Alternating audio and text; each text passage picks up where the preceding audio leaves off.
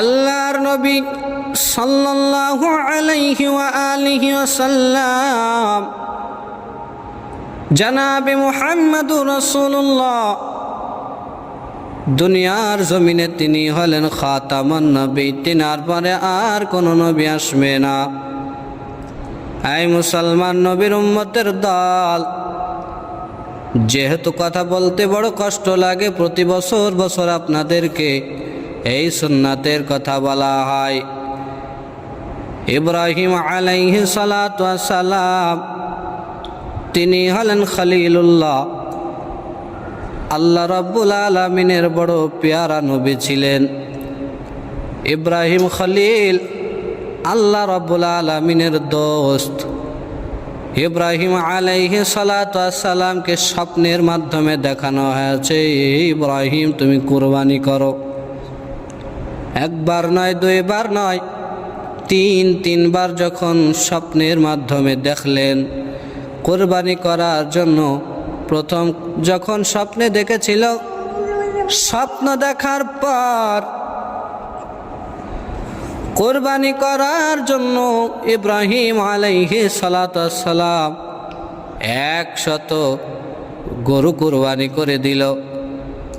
তারপরে আবার স্বপ্নে দেখালো, আয় ইব্রাহিম কুরবানি করো, আবার 100 উট কুরবানি করে দিল। আবার স্বপ্নে দেখানো হলো, আয় ইব্রাহিম তুমি কুরবানি করো। ইব্রাহিম আলাইহিস সালাতু ওয়াস সালামকে এবার স্বপ্নের মাধ্যমে শুধু দেখালো না যে কুরবানি করো, কি বলল, আয় ইব্রাহিম তোমার সবচাইতে মুহাব্বতের জিনিসটাকে তুমি আমার রাস্তায় কুরবানি করে দাও। ইব্রাহিম আলাইহিস সালাতু ওয়াস সালামের ঘুম ভেঙে গেল। স্বপ্ন দেখার পর তিনি ভাবতে লাগলেন, কি এমন আমার মুহাব্বতের জিনিস, কারে আমি এত ভালোবাসি।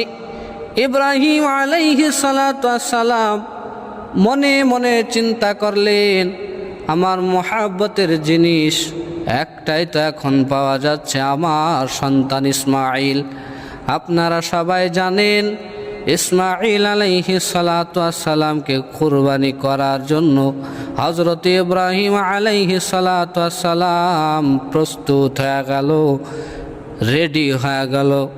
ইব্রাহিম আলাইহিস সালাতু ওয়াস সালাম থেকে নিয়ে এ পর্যন্ত আমাদের নবী পর্যন্ত এই কুরবানির প্রথা চালু আছে। তাহলে কুরবানির প্রথা ইব্রাহিম আলাইহিস সালাতু ওয়াস সালাম থেকে নিয়ে যদি চালু থাকে, তাহলে আমাদেরও করা দরকার। কিছু কিছু মুসলমান বলে আমাদের নবী হলেন হযরত মুহাম্মদ মুস্তাফা সাল্লাল্লাহু আলাইহি ওয়া আলিহি ওয়াসাল্লাম। আমরা কেন কুরবানি করব? তাদেরকে আমি বলতে চাই, আয় মুসলমান, আয় দাড়ি টুপিওয়ালা ভাই, ভালো করে শুনে নাও, আমাদের নবীর উপরেও কুরবানির কথা এসেছে। আল্লাহর নবী সাল্লাল্লাহু আলাইহি ওয়া আলিহি ওয়াসাল্লাম দুনিয়ার জমিনে যখন বেঁচে ছিলেন, আমরা জানি বিশ্বনবীর 4খানা কন্যা সন্তান ছিল, 3খানা ছেলে সন্তান ছিল। এবার 3খানা ছেলে সন্তান দুনিয়াতে ভূমিষ্ঠ হওয়ার পরে ইন্তেকাল করেছে, মারা গিয়েছে। ইব্রাহিম আলাইহিস সালাতু ওয়াস সালাম থেকে নিয়ে প্রথা চালু আছে, কিন্তু আমাদের নবীর উপরেও এই কুরবানির কথা এসেছে। আমার নবীর 3 সন্তানের ভিতরে যখন 3 সন্তান মারা গেল, আমার নবীর কনিষ্ঠ সন্তান কাসিম নামে একজন সন্তান ছিল, কাসিম। এই কাসিম যখন ইন্তেকাল করলো, আল্লাহর নবীর মন খারাপ হয়ে গেল, বসে আছে। আর এদিকে কাফেরের দলেরা আমার নবীকে লেজ কাটা বংশ বিস্তার হবে না বলে রাগাচ্ছে। আমার নবীকে কটূক্তি করে কত কথা বলছে। বেঈমানের দলেরা, আবু জেহেলের দলেরা, ওই বেঈমানের দলেরা সেদিন আমার নবীকে অপমান করেছে, আমার নবীকে লাঞ্ছিত করেছে। তখন আমার আল্লাহ রাব্বুল আলামিন আরশের উপর থেকে আর সহ্য করতে পারলেন না। কি করলেন? আল্লাহ রাব্বুল আলামিন জিবরিল আলাইহিস সালাতু ওয়াস সালামকে পাঠায়া দিল, ও জিবরিল যাও যাও আমার নবীকে সুসংবাদ শোনায়া দাও। কি সুসংবাদ? ইন্না আ'তাইনাকাল কাউসার ফাসাল্লি লিরাব্বিকা ওয়ানহার ইন্না শানিআকা হুয়াল আবতার। আল্লাহর নবী সাল্লাল্লাহু আলাইহি ওয়া আলিহি ওয়াসাল্লামের কাছে জিবরিল আলাইহিস সালাতু ওয়াস সালাম আসলেন। আসার পরে জিবরিল আলাইহিস সালাতু ওয়াস সালাম আমার নবীকে সালাম দিলেন। সালাম দেওয়ার পরে বললেন, ও পয়গম্বর, আপনি মন খারাপ করবেন না। আপনার মন খারাপ দেখলে আমার আল্লাহর ভালো লাগে না। আমার আল্লাহ রাব্বুল আলামিন আপনার জন্য সুসংবাদ পাঠিয়েছে। কি সুসংবাদ? কি সুসংবাদ? একটু ভালো করে শুনে নেন। আল্লাহ বলেছেন, ইন্না আ'তাইনাকাল কাউসার, ও নবী নিশ্চয় আমার আল্লাহ রাব্বুল আলামিন আপনাকে হাউজে কাউসারের মালিক বানায়া দিয়েছে। সুবহানাল্লাহ। নিশ্চয় আপনাকে হাউজে কাউসারের মালিক বানানো হয়েছে।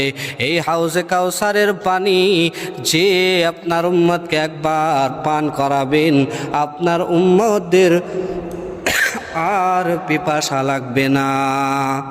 এই হাউজে কাউসারের পানি আপনাকে আল্লাহ রাব্বুল আলামিন মালিক বানায়া দিয়েছে। আল্লাহ রাব্বুল আলামিন তারপরে বলেন, ফাসাল্লি লিরাব্বিকা ওয়ানহার, ও নবী আপনি আল্লাহর নামে নামাজ পড়ুন এবং কোরবানি করুন। আল্লাহ রাব্বুল আলামিন আপনাকে ঘোষণা দিয়েছে কোরবানি করার জন্য। এটাও আল্লাহর রাস্তাতে কোরবানি মনে করুন। কোরবানি দিলে আমার আল্লাহ রাব্বুল আলামিন খুশি হয়ে যায়। আর আল্লাহর নামে কোরবানি করলে আমার আল্লাহ রাব্বুল আলামিনের খুশি যদি হয়, তাহলে আপনি কি আল্লাহর খুশি চান না? আল্লাহর নামে আপনি কোরবানি করুন, নামাজ আদায় করুন। আল্লাহ রাব্বুল আলামিন তারপরে বললেন, ইন্না শানিআকা হুয়াল আবতার। যারা আপনার লেজ কাটা বলেছে, যারা বলেছে বংশ বিস্তার হবে না আপনাকে, তাদেরই বংশ বিস্তার হবে না। দুনিয়ার মানুষের দল, আজকে দুনিয়ার দিকে নজর করে দেখুন, আনাচে কানাচে কেউ বলে না আবু জেহেলের দল। আবু জেহেলের নাম নিতে গিয়ে কেউ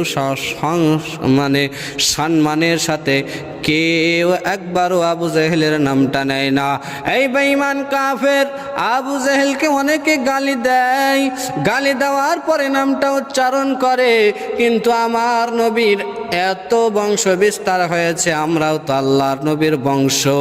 আল্লাহ রাব্বুল আলামিন, আল্লাহ তাআলা দুনিয়ার জমিনে আনাচে কানাচে আমার নবীর বংশ বিস্তার করে দিয়েছে। আজানের ভিতরে আমার নবীর নাম, দরুদের ভিতরে আমার নবীর নাম, নামাজ পড়তে গেলে আমার নবীর নাম লাগবে, সূরা কিরাতের ভিতরে আমার নবীর নাম আছে। দরুদ শরীফ আপনি যদি পড়েন, দরুদ শরীফ পড়তে গেলে আমার নবীর নাম নেওয়া লাগবে। আজানের ভিতরে আমার নবীর নাম, কত সুন্দর করে আমার নবীকে সুসংবাদ দেওয়া হয়েছে, সম্মানিত করা হয়েছে। আমরা হলাম বিশ্ব নবীর বংশধর। সুবহানাল্লাহ। এই মুসলমান নবীর উম্মতের দল, আমাদেরকেও কোরবানি করার জন্য বলেছে, আমরাও কোরবানি করব ইনশাআল্লাহ। আল্লাহ রাব্বুল আলামিন আমাদেরকে এই বছরে কোরবানি করার তৌফিক দান করুক, বলি আমিন।